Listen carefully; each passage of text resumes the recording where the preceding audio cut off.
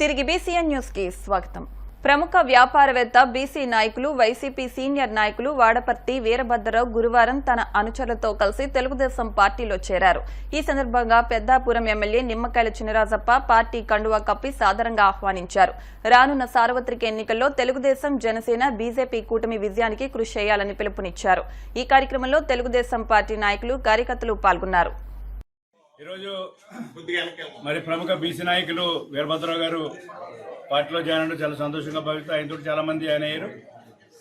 మన లేడీస్ కూడా సమాజ సేవ చేసే లేడీస్ అందరూ కూడా మా పార్టీలో జాయిన్ అవ్వడం సంతోషం. ఎందుకంటే వీళ్ళందరూ జాయిన్ అయిన కారణం ఏంటంటే ఈ పెద్దాపురం నియోజకవర్గం అభివృద్ధి చెందాలని ఆలోచన తప్పించడం తెలుసు. ఎందుకంటే గత 5 సంవత్సరాలు 14, 19 కూడా బ్రహ్మాండంగా ఈ నియోజకవర్గం అభివృద్ధి చెందింది. మళ్ళీ అలాగే చేయాలని చెప్పిన నా తోటి డిమాండ్ అంటే అది డిమాండ్. మరి 5 సంవత్సరాలు కూడా అభివృద్ధి కుంటుపడిపోయింది. మరి సూపర్ ఎమ్మెల్యే గారు ఎక్కడ పట్టించుకోలేదు, మా ఎమ్మెల్యే గారు నన్ను ఏమి చేయనివ్వలేదు.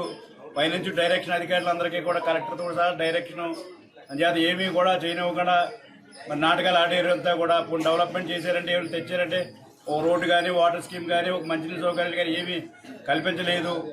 మనం నిర్మించిన ఆఫీసులే పూర్తి చేసేయటం జరిగింది ఆ రోజు. ఇప్పుడు కూడా చాలా పనులు ఉన్నాయి. మరి సావనకోట సంబంధించి పార్క్ కానీ, రోడ్లు కానీ, డ్రైనేజ్ కానీ వ్యవస్థ అంతా కూడా పూర్తిగా పాడైపోయింది.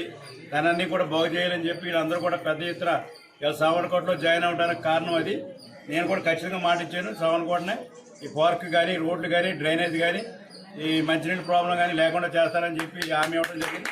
దాని ద్వారా అందరూ కూడా జాయిన్ అయినందుకు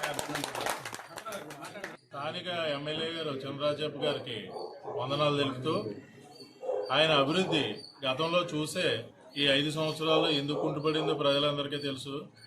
మళ్ళీ మన పట్టణాన్ని అభివృద్ధి పదంలో నడిపించుకోవాలంటే మనం అందరూ సహకరించాలి. కాబట్టి మా వంతు సపోర్ట్గా ఆయనకి సపోర్ట్ తెలియజేయడం జరుగుతుంది. బీసీలకి కంచుకోట తెలుగుదేశం అని అంటారు. ఈ రోజు నేను ఆ కోటకు రావడం జరిగింది.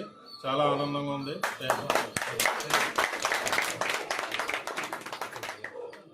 కాకినాడ జిల్లా సామర్లకోట పట్టణ పరిధి బళ్ల మార్కెట్ 17వ వార్డుకు చెందిన సుమారు 150 మంది జనసేన పార్టీ నాయకులు వైసీపీలో చేరారు.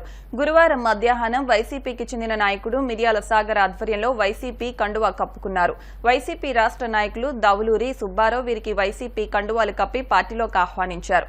ఈ కార్యక్రమంలో ప్రజాప్రతినిధులు, నాయకులు, కార్యకర్తలు పాల్గొన్నారు.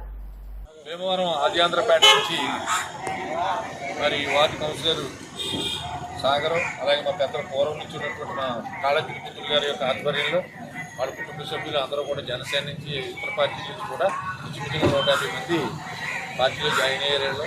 వాళ్ళందరికీ కూడా మా పార్టీ తరఫున శుభాభినందనలు తెలియజేస్తూ ఉన్నాం.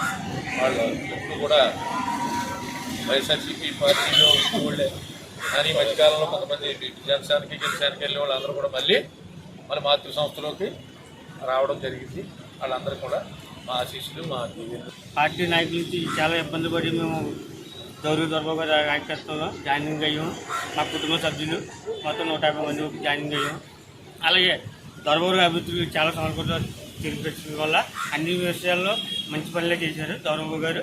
అలాగే ఇంకా ముందుకు సాధిస్తారని, మా సంవత్సరం టౌన్ని ముందుకు జరుగుతారని, ప్రతి నాయకులు కూడా మాకు కష్టం సుఖాలకు ముందుంటారని మేము కోరుకుంటూ మా పార్టీలో అత్యంత మెజారిటీతో 30,000 మెజారిటీతో దౌలు దొరబాబు నాయకత్వంలో మానసిక దివ్యాంగురాలిపై ఓ మానవ మృగం అత్యాచారానికి పాల్పడిన ఘటన చిత్తూరు జిల్లా కుప్పం మండలంలో చోటు చేసుకుంది. దివ్యాంగురాలి కుటుంబ సభ్యుల వివరాల మేరకు కుప్పం మండలంలోని ఓ గ్రామానికి చెందిన ఓ మానసిక దివ్యాంగురాలిపై అదే గ్రామానికి చెందిన ఓ వ్యక్తి ఇంట్లోకి చొరబడి ఎవరూ లేని సమయంలో అత్యాచారానికి పాల్పడ్డాడని ఆరోపించారు. దీంతో ఆమె కుటుంబ సభ్యులు హుటాహుటిన కుప్పం ఏరియా ఆసుపత్రికి తరలించారు. ఈ ఘటనకు పాల్పడిన నిందితుడిపై కఠిన చర్యలు తీసుకోవాలని పోలీసులను కోరుతున్నారు. వచ్చే ఎన్నికల్లో వైసీపీని మరోసారి గెలిపించి జగన్మోహన్ రెడ్డిని ముఖ్యమంత్రిని చేయాలని వైసీపీ పాలకొల్లు ఎమ్మెల్యే అభ్యర్థి గుడాల గోపి ఓటర్లను అభ్యర్థించారు. ఈ మేరకు పశ్చిమ గోదావరి జిల్లా పాలకొల్లులోని 12, 16 వార్డులో ఎన్నికల ప్రచారం నిర్వహించారు. ఇంటింటికి వెళ్లి అమలు చేస్తున్న సంక్షేమ పథకాలను వివరించారు. ఈ కార్యక్రమంలో వైసీపీ నాయకులు, టీటీడీ మెంబర్ మేకా శేషబాబు, గున్నం నాగబాబు, ఎడ్ల తాతాజీ తదితరులు పాల్గొన్నారు. కట్టా నుంచి గట్టు దూకే నీళ్లు అన్నుకు అన్నొచ్చాడంటూ సంబరంగా చెట్టు చేమా కూడా డబ్బు కొట్టి చెప్పే అన్నిచ్చాడంటూ ఖచ్చితంగా పల్లె పల్లెలో నా ఇల్లు ఇల్లు చేరే సంక్షేమమే సక్రమంగా తాతాబా నుంచి అక్క చెల్లి తమ్మి చెప్పేది ఒకటేగా అన్నొచ్చాడు జగన్ అన్నొచ్చాడు అన్నిచ్చాడు మనకు అన్నిచ్చాడు అన్నొచ్చాడు జగన్ అన్నొచ్చాడు అన్నిచ్చాడు మనకు అన్నిచ్చాడు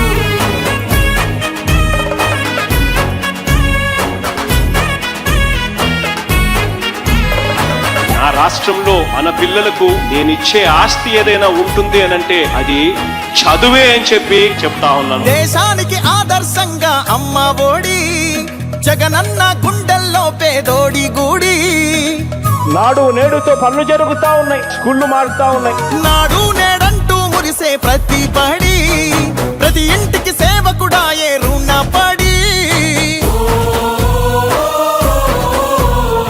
అవ్వా తాత నుంచి యువతి యువకుల దాకా సంక్షేమం చేశాడంటూ ఆంధ్రప్రదేశ్ అంతా గొంతెత్తి చెప్పేదొకటే అన్నొచ్చాడు జగన్ అన్నొచ్చాడు అన్నిచ్చాడు మనకు అన్నిచ్చాడు అన్నొచ్చాడు జగన్ అన్నొచ్చాడు అన్నిచ్చాడు. రానున్న రోజుల్లో మన తెలుగు సినిమా నుంచి పలు క్రేజీ ప్రాజెక్టులు గ్రాండ్ ట్రీట్ ఇవ్వడానికైతే రాబోతున్నాయి. వీటిలో స్టార్ హీరోల సినిమాలతో పాటుగా యంగ్ హీరో సినిమాలు కూడా ఉన్నాయి. మరి ఈ చిత్రాల్లో పవర్ స్టార్ పవన్ కళ్యాణ్ హీరోగా దర్శకుడు సుజిత్ తో చేస్తున్న భారీ చిత్రం ఓజీ ఒకటి. ఈ సినిమా విషయంలో లేటెస్ట్ గా యంగ్ హీరో తేజ సజ్జా ఇంట్రెస్టింగ్ కామెంట్స్ చేశారు. ఓజీ చిత్రానికి పవన్ కళ్యాణ్ కరెక్ట్ గా సూట్ అవుతారని అన్నారు. కళ్యాణ్ గారిని సూపర్ యోధాగా పేర్కొన్నారు. అయితే షూటింగ్ నత్తనడకన సాగడంతో పవన్ అభిమానులు అసహనం వ్యక్తం చేస్తున్నారు. వార్తలు ముగించే ముందు ముఖ్యాంశాలు మరొకసారి. రాష్ట్రంలో మొదలైన ఎన్నికల వేడి. అధికారులకు నామినేషన్లు అందజేసిన ఎమ్మెల్యే గంట, ప్రజాశాంతి పార్టీ నేత కేఏ పాల్.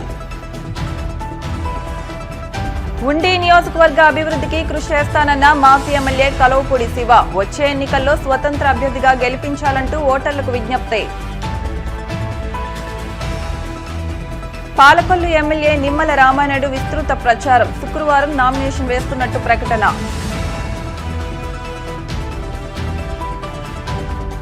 చిత్తూరు జిల్లా కుప్పం మండలంలో అమానవీయ ఘటన. మానసిక దివ్యాంగురాలిపై ఓ వ్యక్తి అత్యాచారం. ఇవి వాటి వార్తా విశేషాలు. మరిన్ని వార్తా విశేషాలతో నెక్స్ట్ బులెటిన్లో మళ్ళీ కలుద్దాం. అంతవరకు సెలవు. నమస్కారం.